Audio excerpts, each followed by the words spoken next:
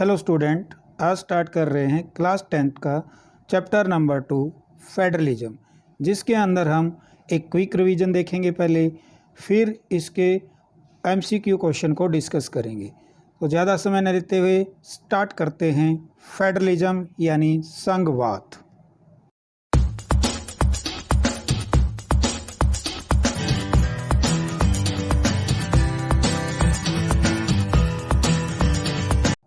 Chapter में देखते हैं पहले व्हाट इज फेडरलिज्म। फेडरलिज्म किसे कहा जाता है।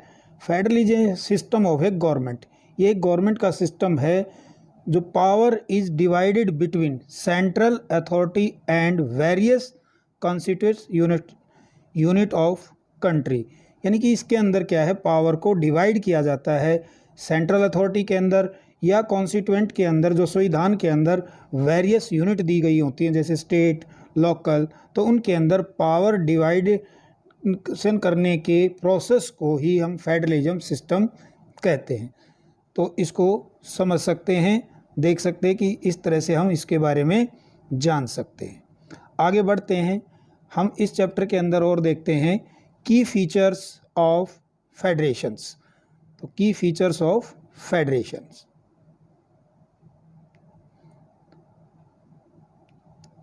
तो की features of federation, there are two level of government in federalism, both enjoy independent power. तो इसमें कह रहा है कि यहाँ पर दो लेवल पर गवर्नमेंट होती है जो अपनी अपनी स्वतंत्र शक्तियों का उपयोग करते हुए काम करते हैं। सेकंड में देखते हैं कि federalism system is district from A unitary. तो जो फेडरेशन सिस्टम है, ये यूनिटरी सिस्टम यानी एकात्म व्यवस्था को ख़त्म करता है या रोकता है। Unitary system either one level, तो यूनिटरी सिस्टम के अंदर क्या होता है, वन लेवल होता है गवर्नमेंट का। यूनिटरी सिस्टम में क्या होगा, वन लेवल ही होगा गवर्नमेंट का। एंड सब यूनिट विच आर सबॉर्डिनेट, तो सब यूनिट इसमें क्या होंगी स्टूडेंट्स, सबॉर्डिनेट होंगी, उसकी सहायक होंगी, किसकी, टू द सेंट्रल गवर्नमेंट। तो सेंट्रल गवर्नमेंट की वो सहायक के रूप में काम करेंगी, वो अपने आप में स्वतंत्र रूप से काम नहीं कर सकती। तो आगे देखते हैं हम, the federalism system has dual object, safeguard and promote unity and on the country. तो इसके अंदर क्या होता है, दो ऑब्जेक्ट होते हैं, वो क्या करती है, सेफ गार्ड करती है एंड प्रमोट करती है, किसको, यूनिटी को, यानी कि यूनिटी को बचाएगी और उसको आगे की तरफ बढ़ाएगी, लोगों को यूनिटी की तरफ देगी देश के अंदर। आल्सो अकोमोडेट रीजनल डाइवर्सिटी, और साथ साथ उसको क्या चलाएगी, जो क्षेत्रीय विविधता है, डाइवर्सिटी है, उसको भी बढ़ावा देगी। कौन, फेडरलिज्म। नेक्स्ट देखते हैं, the ideal federalism system government must have mutual trust. तो जो अच्छी फेडरल सिस्टम है, संघवाद है, उसमें क्या होता है, लोगों के बीच में एक म्यूचुअल ट्रस्ट होता है, एक विश्वास होता है, एक एग्रीमेंट होता है। तो इस तरह से याद रख सकते हैं कि ये इसके क्या है, की फीचर्स हैं फेडरलिज्म के किसी भी कंट्री के अंदर। अब हम देखते हैं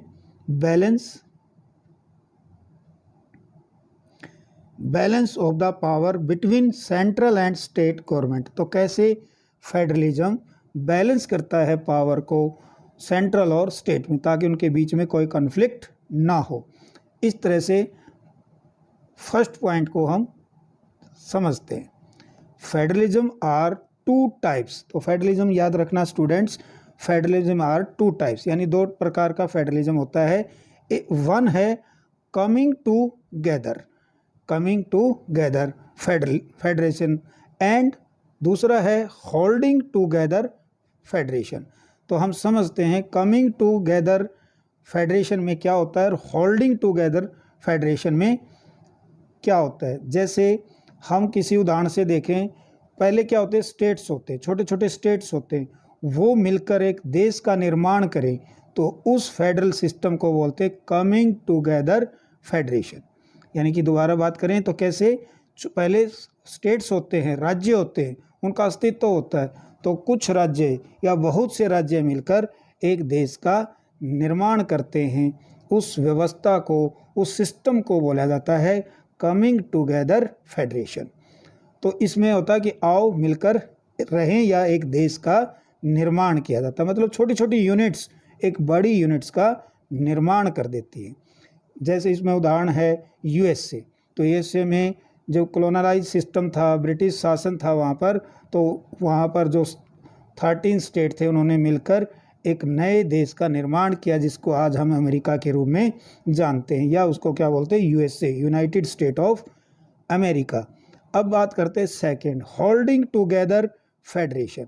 तो ये देखने को मिलती है कहाँ पर, वहाँ पर जहाँ पर एक देश का अस्तित्व होता है पहले से, वो देश है, कंट्री है, वो एडमिनिस्ट्रेशन या किसी कारण से अपने अंदर ही, अपने बाउंड्री में ही अलग अलग राज्यों का निर्माण करना स्टार्ट कर देता है या बनाना स्टार्ट कर देता है।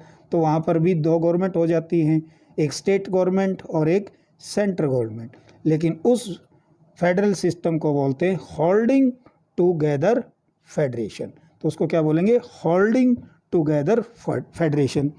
ये हमें देखने को मिलती है भारत में। तो भारत एक देश पहले से है, इंडिया एक देश है, उसके अंदर अलग अलग राज्य बनाए गए, जैसे हरियाणा, पंजाब, तो ये राज्य फॉर्म हुए। तो इसका मतलब ये कौन सी व्यवस्था फेडरल सिस्टम है, होल्डिंग टुगेदर। थोड़ा सा और इसको समझने की कोशिश करें तो कमिंग टुगेदर फेडरेशन में क्या होता है, वहाँ पर स्टेट यानी राज्य पावरफुल होता है, होल्डिंग टुगेदर फेडरेशन में कंट्री पावरफुल होता है। तो कंट्री वहाँ पर पावरफुल होगा, कंट्री उसमें मेन रोल निभाएगा। कमिंग टुगेदर फेडरेशन के अंदर स्टूडेंट्स कभी भी स्टेट देश से अलग हो सकता है, वहाँ पर डुअल सिटीजनशिप होगी, दोहरी नागरिकता की व्यवस्था होगी। होल्डिंग टुगेदर फेडरेशन के अंदर कब कोई भी स्टेट देश से अलग नहीं हो सकता, उनके पास ज़्यादा पावर्स नहीं होती है, और ना ही वहाँ पर डुअल गवर्नमेंट डुअल सिटीजनशिप होती है, वहाँ ओनली सिंगल सिटीजनशिप होती है, जैसे भारत के अंदर। तो आप समझ सकते हैं। आगे थोड़े से एग्जाम्पल को और देखते हैं, यूएसए, स्विट्ज़रलैंड, ऑस्ट्रेलिया। तो जो USA, Switzerland and Australia has formed A federal of coming together. तो आपको याद रखना है USA, Switzerland and Australia has formed, तो उन्होंने कैसी फॉर्म की है, coming together. India, Spain and Belgium, कैसा स्टेट कैसी फेडरेशन सिस्टम है वहाँ पर, होल्डिंग टुगेदर। आगे बढ़ते हैं, what make Indian federal country.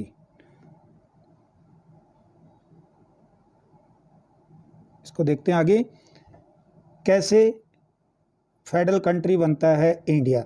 India is a federal country, तो आपको याद रखना India is a federal country. The constitution declare India is a union of state. तो हमारे जो कॉन्स्टिट्यूशन ने क्या डिक्लेयर किया, बहुत बार क्वेश्चन आता है कि कॉन्स्टिट्यूशन ने भारत को किस रूप में प्रस्तुत किया है, तो कैसे कहेंगे, India as a union of state, इसलिए कह सकते हैं इंडिया एक फेडरल कंट्री है। क्लियर है, ये लाइन आपको याद रखनी है। आगे बढ़ते हैं नेक्स्ट पॉइंट की तरफ। 3 टायर सिस्टम है ऑफ गवर्नमेंट। तो हमारे यहाँ क्या है, 3 टायर सिस्टम का यूज़ किया गया है, और कई जगह पर 2 लेवल पर ही गवर्नमेंट होती है। तो फर्स्ट देखते हैं इसमें क्या सिस्टम है। The constitution originally provided A 2 tier system of government. तो जो कॉन्स्टिट्यूशन है उसने ओरिजिनल रूप से, बहुत बार क्वेश्चन आता है हमारे यहाँ क्या है, 3 टायर सिस्टम है गवर्नमेंट का, लेकिन जो कॉन्स्टिट्यूशन ने ओरिजिनली प्रोवाइड किया है 2 टायर सिस्टम, उसमें कौन है, फर्स्ट है यूनियन, स्टेट, गवर्नमेंट। तो ओरिजिनली जो हमारा कॉन्स्टिट्यूशन है उसने हमारे को दिया है 2 ही सिस्टम, 2 ही लेवल दिए हैं, सेंट्रल लेवल और स्टेट लेवल। आगे बढ़ते हैं,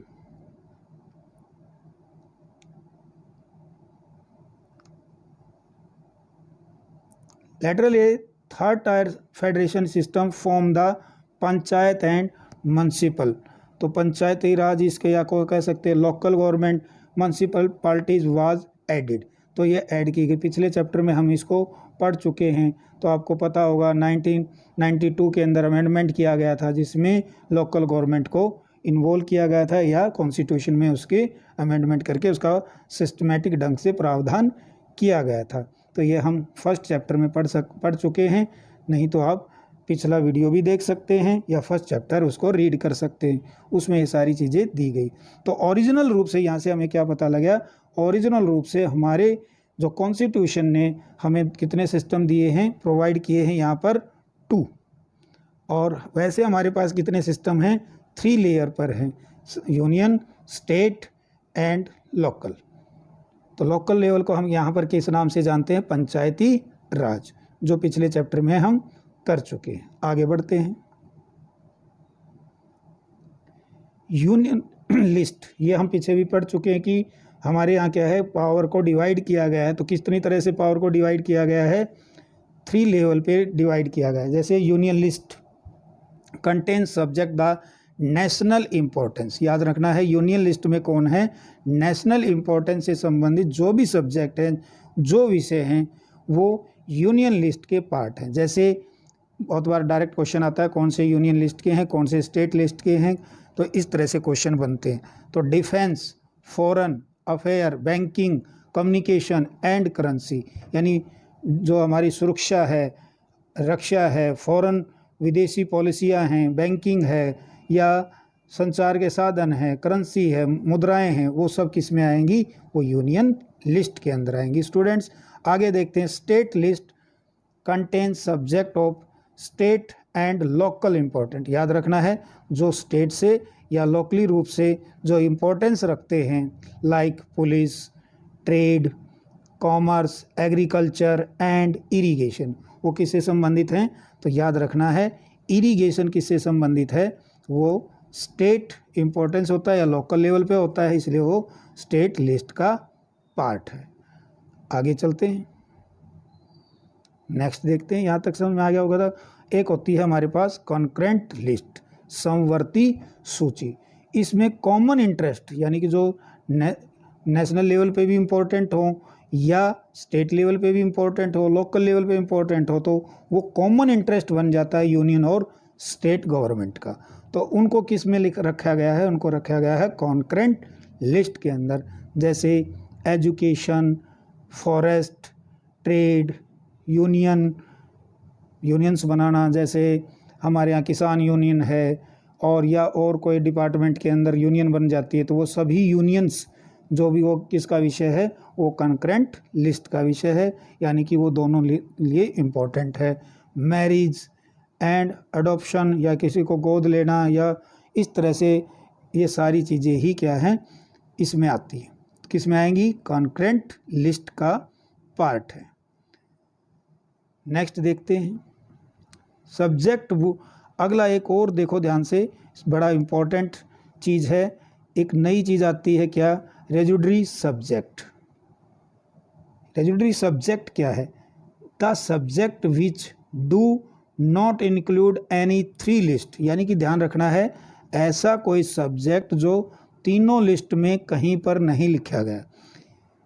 जैसे computer software that come after the constitution, तो ये कंप्यूटर सॉफ्टवेयर की बात उस समय थी नहीं, कंप्यूटर था ही नहीं, तो कॉन्स्टिट्यूशन में डाला ही नहीं जा सकता था।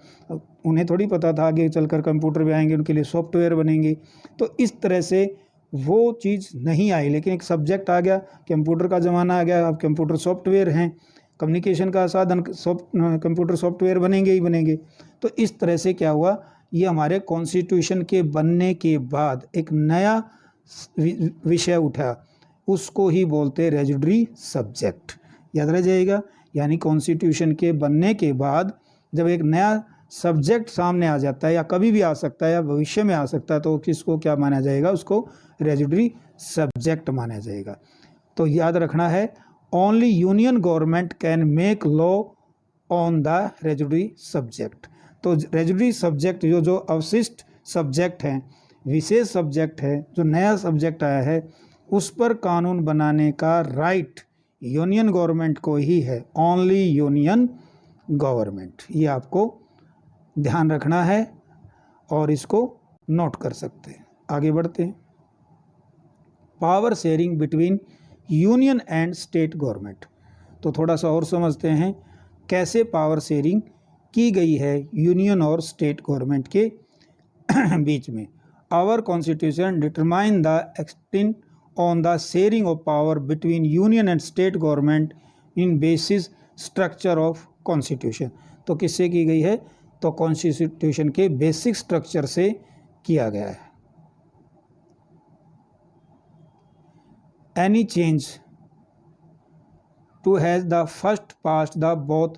तो इसके अंदर क्या है कि पावर शेयरिंग की गई है, लेकिन पार्लियामेंट ही क्या कर सकती है? किसी लॉ को चेंज कर सकती है और किसी के पास पावर नहीं है।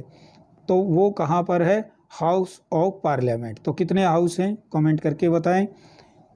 तो हमारी पार्लियामेंट के कितने हाउस हैं? यानी कि 2 हाउस हैं। तो फर्स्ट पास होता है कहाँ पर? बोथ हाउस में पास होगा लिस्ट 2/3 मेजोरिटी से। तो कितनी मेजोरिटी से कोई चीज़ अमेंडमेंट करनी है तो क्या है? 2/3 मेजोरिटी से पास की जा सकती है। वैसे नॉर्मली पास नहीं किया जा सकता। कौन से? जो फेडरल सिस्टम को इफ़ेक्ट करेंगे, जो स्टेट की पावर्स को कम या ज़्यादा करने का काम होता है, तो वो कितना? 2/3 मेजोरिटी से पास होना जरूरी है। Then it has to be ratified by the legislature and least half of the total seat. या ज़्यादा से ज़्यादा क्या है? जो और नॉर्मल होते हैं और जो भाषा के आधार पर या किसी भी और व्यवस्था से होते हैं, तो उनको क्या है? हम पास कर सकते हैं नॉर्मली क्या? टोटल सीट का हाफ से। नेक्स्ट देखते हैं जुडिशरी। इसमें जुडिशरी इम्पोर्टेंट रोल प्ले करती है। फेडरल सिस्टम में क्या होता है? जुडिशरी मेन होती है, इम्पोर्टेंट रोल प्ले करती है। Implementation of constitution provision and produce. तो जो इसमें इम्प्लीमेंट किए जाएंगे उनके ऊपर वो ध्यान रखती है, देखती है कि सही तरह से काम हो रहा है नहीं हो रहा है। यदि कोई डिस्प्यूट आता है, यदि कोई झगड़ा हो जाता है, dispute about division of power, यानी कि पावर को बंटवारे को लेकर जो झगड़ा हो जाता है, तो वो कहाँ पर जाएगा? हाई कोर्ट और supreme court make a decision. तो कौन डिसीजन लेगा उस पर? हाई कोर्ट और सुप्रीम कोर्ट ही डिसीजन लेने में सक्षम है। यानी कि कोई भी अगर पावर का झगड़ा है तो उसको कौन देखेगा? High court and supreme court. How is federalism practised? तो कैसे प्रैक्टिस की जा सकती है, कैसे उसको चलाया जा सकता है या कैसे हम उसको चला रहे हैं? Our constitution did not give status national language. तो आपको याद रखना है, हमारे कॉन्स्टिट्यूशन ने किसी को स्टेटस नहीं दिया है नेशनल लैंग्वेज का, किसी भाषा को नहीं दिया, किसी लैंग्वेज को नहीं दिया, कोई लैंग्वेज को उन्होंने नेशनल लैंग्वेज घोषित नहीं किया। तो the Hindi and English were identified as the official language. तो याद रखना, ये नेशनल लैंग्वेज नहीं है, ये ऑफिशियल लैंग्वेज हैं 2 हमारी। कौन कौन सी? Hindi and English. हमने देखा कि हमारे डेमोक्रेसी के अंदर जो हमारा फर्स्ट टेस्ट हुआ कि हम कैसे स्टेट को बनाएं, किसके आधार पर? लैंग्वेज के आधार पर। दूसरा सेकंड टेस्ट हमारे सामने आता है इंडियन फेडरेशन में कि लैंग्वेज पॉलिसी कैसे बनाई जाए। तो अब हम समझते हैं किसको? लैंग्वेज पॉलिसीज़ इन इंडिया। तो लैंग्वेज पॉलिसी क्या थी इंडिया के अंदर? तो लैंग्वेज पॉलिसी हमारा क्या है? सेकंड टेस्ट है, ये देखेंगे। तो सेकंड टेस्ट को हमने सोल्व करने के लिए, उसको प्रॉब्लम को हटाने के लिए क्या किया? Indian constitution did not give the status, कोई स्टेटस नहीं दिया, किसी लैंग्वेज को हमने नेशनल लैंग्वेज का स्टेटस नहीं दिया, ताकि हमारे यहाँ लैंग्वेज को लेकर कन्फ्लिक्ट या झगड़े न हो। हिंदी वाज आइडेंटिफाइड, तो हिंदी को हमने क्या किया? आइडेंटिफाइड किया ऑफिशियल लैंग्वेज को। एंड बिसाइड, और उसके साथ साथ हमने 22 शेड्यूल लैंग्वेज भी ली इंडियन कॉन्स्टिट्यूशन के अंदर। तो उसके साथ क्या है? हिंदी के साथ 22 शेड्यूल्स लैंग्वेज हैं इंडियन कॉन्स्टिट्यूशन में। ये कई बार क्वेश्चन आता है कि भारतीय कॉन्स्टिट्यूशन में कितनी लैंग्वेज को लिया गया है? तो हिंदी के साथ तो 22। सेंट्रल स्टेट रिलेशन, तो आगे देखते हैं सेंट्रल और स्टेट के रिलेशन कैसे चलते हैं फेडरल सिस्टम में। तो ये जो सेंट्रल रिलेशंस हैं, तो उसमें क्या होता है? वो प्रैक्टिस करते हैं फेडरलिज्म के साथ और वो स्टेट के और पावर को अलग अलग डिसाइड करते। The single party got a clear majority in Lok Sabha, यदि सिंगल पार्टी कोई लोकसभा के अंदर मेजोरिटी लेके आती है तो उसकी सरकार बन जाती है और वो अपने अनुसार देश को चलाएंगे। एंड या नहीं बनती है तो क्या किया जा सकता है, अलायंस किए जाएंगे। तो अलायंस करेगा मैनी पार्टीज से including several regional parties form A government in centre. तो वो अगर वो लोकसभा के अंदर कोई सिंगल पार्टी क्लियर मेजोरिटी से लेकर आ जाती है तो लोकसभा में अपनी सरकार बना सकते हैं। नो सिंगल पार्टी, अगर वो कोई सिंगल पार्टी अपना क्लियर मेजोरिटी नहीं ले पाती है तो वो अलायंस करके सरकार को चलाते हैं। तो लोकसभा में हमें यहाँ से पता लगता है कि सेंटर में गवर्नमेंट किसकी बनेगी, जो लोकसभा में मेजोरिटी के साथ होगा। तो जैसे आज के टाइम पर बीजेपी की सरकार है क्योंकि लोकसभा में उनकी मेजोरिटी है।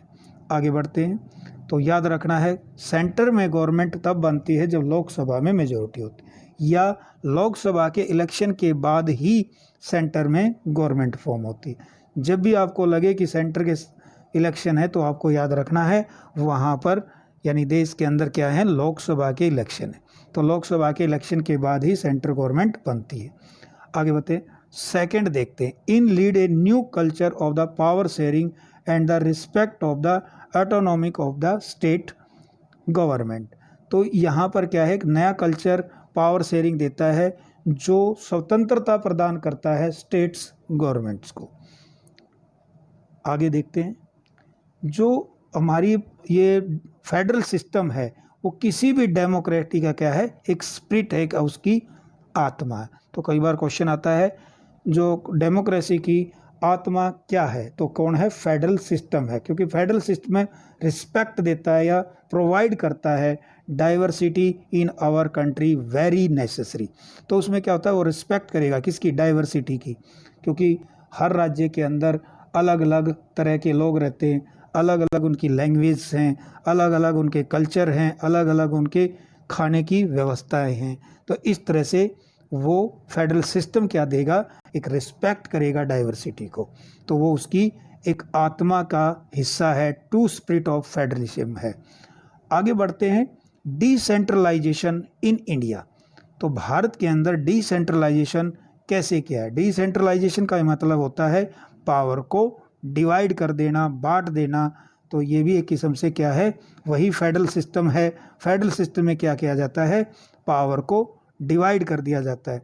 एक जगह पर पावर होना, एक ही सरकार पावर में रहना, एक ही इंसान पावर में आ जाना, तो वो क्या होता है, सेंट्रलाइजेशन होता है। इसके अपोजिट पावर को बांट देना, कितने लेवल पर बांट देते हैं, जैसे हमारे यहाँ 3 लेवल पर पावर को डिवाइड किया गया, central level, state level and local level. तो इस तरह से हम कह सकते हैं भारत के अंदर क्या है, डिसेंट्रलाइजेशन किया गया। तो उस डिसेंट्रलाइजेशन को समझने की कोशिश करते हैं। When the power taken away from central and state government and given a local government, it called decentralization। तो इस डेफिनेशन को हम याद रख लेंगे। जब पावर्स को बांटा जाता है किसके बीच में, सेंटर, स्टेट्स एंड लोकल, तो उसी व्यवस्था को हम क्या बोलते हैं, इस व्यवस्था को डिसेंट्रलाइजेशन भी कहा जाता है। आगे बढ़ते हैं।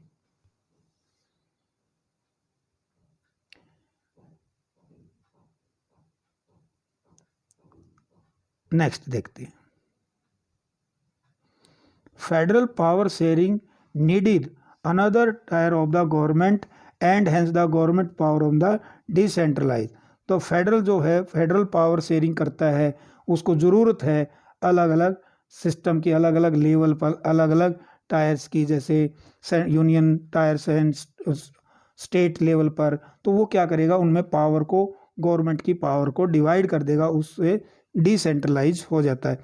नेक्स्ट देखते हैं। Decentralize was done so that the large number of the problem would be settled at the local level. तो डिसेंट्रलाइजेशन में क्या होता है, कुछ बहुत सारी लार्ज नंबर पर प्रॉब्लम्स होती हैं जो लोकल लेवल पर ही सेटल्ड हो जाती हैं, सेंट्रल लेवल पर उनको लाने की ज़रूरत नहीं होती। इसका ये बेनिफिट भी हो जाता है। आगे बढ़ते हैं, लोकल गवर्नमेंट के बारे में जानते हैं। Local government include panchayat in village. तो गांव में लोकल गवर्नमेंट को क्या बोला जाता है? पंचायत, यानी कि पंचायती राज भी हम इसको बोलते हैं।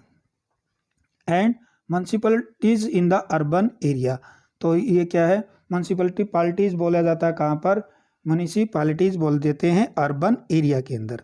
The local government include panchayat in village and municipal parties in urban areas whose elected carry out by the state election commission. याद रखना है यहाँ पर स्टूडेंट्स, बहुत बार क्वेश्चन आता है, पंचायती राज या हमारी जो शहर के अंदर म्यूनसिपल पार्टीज हैं उनकी जो इलेक्शन कौन कराएगा? तो स्टेट इलेक्शन कमीशन कराएगा।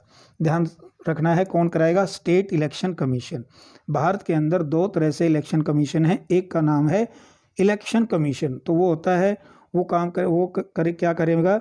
वो सेंटर जो लोकसभा के इलेक्शन उनको कंडक्ट कराएगा, और स्टेट जो सरकारें विधानसभा यानी असेंबली के भी इलेक्शन वही कराएगा। लेकिन हर स्टेट का अपना क्या होगा? एक स्टेट इलेक्शन कमीशन होगा जो अपने स्टेट के अंदर लोकल बॉडीज के इलेक्शन कंडक्ट कराएगा। आगे बढ़ते हैं।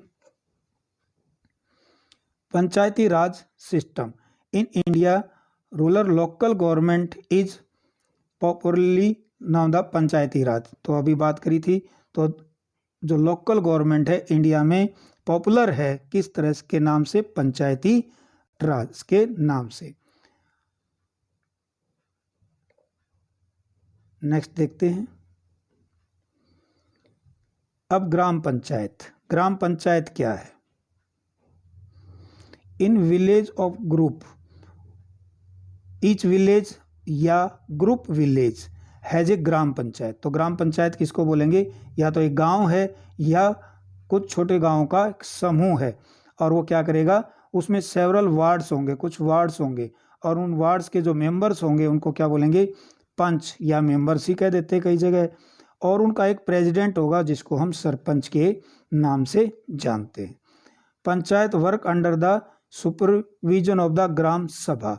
तो जो पंचायत है वो किसके सुपरविजन में काम करेगी? ग्राम सभा। तो ग्राम सभा क्या होती है?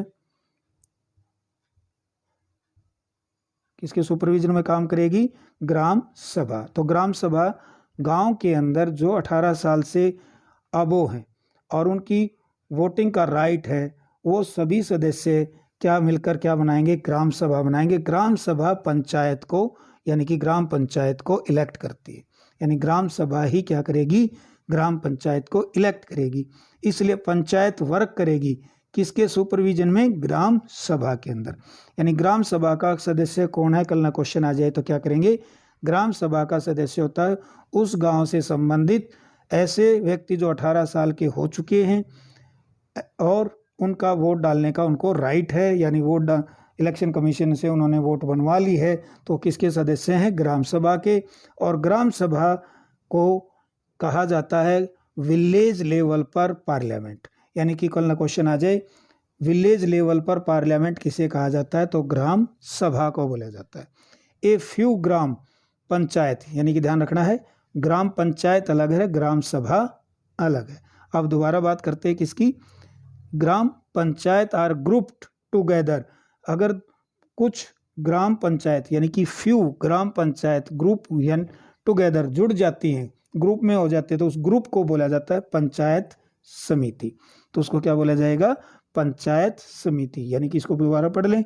ए few Gram Panchayat are grouped together to form a Panchayat Samiti, यानी कि कुछ ग्राम पंचायत मिलकर या उनका ग्रुप क्या कहलाता है? पंचायत समिति कहता है। कई जगह पर इसको ब्लॉक समिति के नाम से भी जाना जाता है।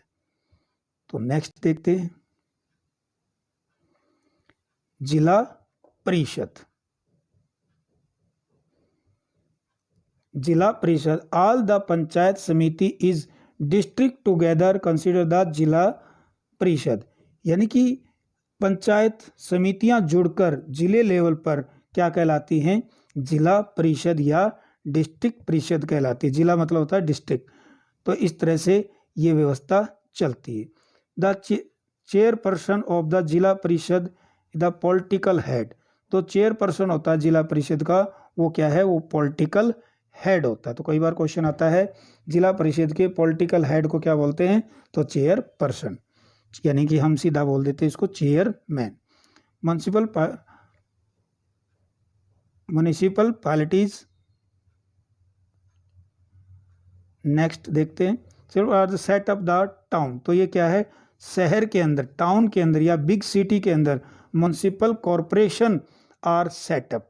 तो क्या की जाती है, म्युनिसिपल कॉरपोरेशन सेट की जाती है, बिग सिटीज हों या टाउन्स हों, both of the controlled by the elected body consider people the representative. तो वहाँ पर भी क्या होते हैं, उनके जनता के इलेक्ट होकर रिप्रेजेंटेटिव पहुँचते हैं। Municipal chairman is the political head, तो जो शहर हैं उसमें पॉलिटिकल हेड कौन होगा, municipal chairperson. In the municipal party is the municipal corporation. तो इस तरह से क्या होता है, एक म्युनिसिपल कॉरपोरेशन होती है, काम करेगी, और उसके जो हेड को क्या बोला जाएगा, मेयर। देखो, municipal chairperson the political head of the municipal party, and municipal corporation के जो हेड है उसको क्या बोला जाएगा, mayor. Constituent status of the local government, democracy the our country is well, constituent status देती है लोकल गवर्नमेंट को। यार ये लोकल गवर्नमेंट को आपने कमेंट करना है कि इसको स्टेटस कब मिला। But most state government is not transferred significant power in the local government, लेकिन बहुत से हमारे स्टेट गवर्नमेंट हैं, राज्य सरकारें हैं, जो लोकल गवर्नमेंट को यानी कि पंचायती राज व्यवस्था को या म्युनिसिपल कमेटीज़ को ज़्यादा पावर प्रोवाइड नहीं कराते। तो ये हमारा क्विक रिवीजन समाप्त होता है। नेक्स्ट वीडियो के अंदर मिलते हैं हम